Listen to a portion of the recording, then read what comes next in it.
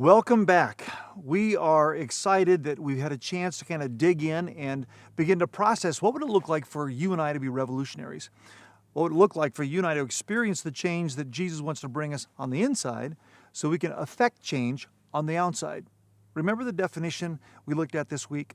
That a revolution is a complete, marked, or significant change in something, a dramatic or far-reaching change in ways of thinking and behaving.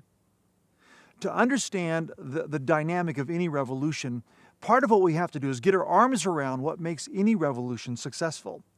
So throughout time, revolutions that have succeeded have accomplished or been accomplished through four things.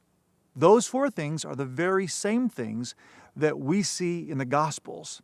We see literally rise out of the teachings of Christ that will be needed and required for the revolution that Jesus wants to bring to us, in us, and through us until He comes back.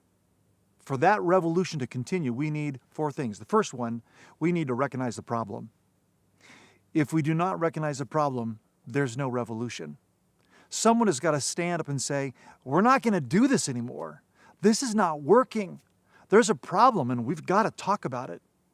We've got to recognize the problem. The second thing we have to do that's been done in every revolution is we've got to get others to join the ranks of the resistance. You might have a rebel without a cause, but you can't have a revolution without a crowd. We got to get others to recognize that until they join us, we are left alone with a very silent or very low or very small voice. But combined with the voice of others, all of a sudden that voice swells and increases, and now we've got a crowd, and that crowd can create a revolution. Jesus enlisted the disciples one at a time, but then He clustered them in groups of 12 and 70 and 120 because what He was after was what He declared in His final address to the disciples, go into all the world and make disciples. We've got to draw those on the outside to the inside to take up the cause of Christ. We've got to get them to join the ranks of resistance.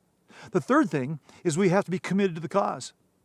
Jesus called His disciples to a radical calling that literally would be the surrendering of their very lives to His purposes. And sure enough, it shouldn't surprise us that 11 of the 12 disciples were martyred. They gave their lives for the cause, as did many of the 56 signers of the Declaration of Independence. Many of them lost their life, their property, their belongings. Why? Because they were committed to the cause. The fourth thing is we've got to master the message. Mastering the message is understanding what do we have to share that changes the world around us. The Bible calls that the gospel. That's what Jesus called it. And if I understand the implications of the gospel, I understand the message. But how I articulate that message will either help it get across or fall flat. So we will master the message. Why? Because this revolution in our lives may just be beginning, but it will never end until Jesus comes back and can announce that final victory. You and I are called to make a difference. We're called to be people that make a change. If we do not make that change, then we fall back into the status quo of our culture.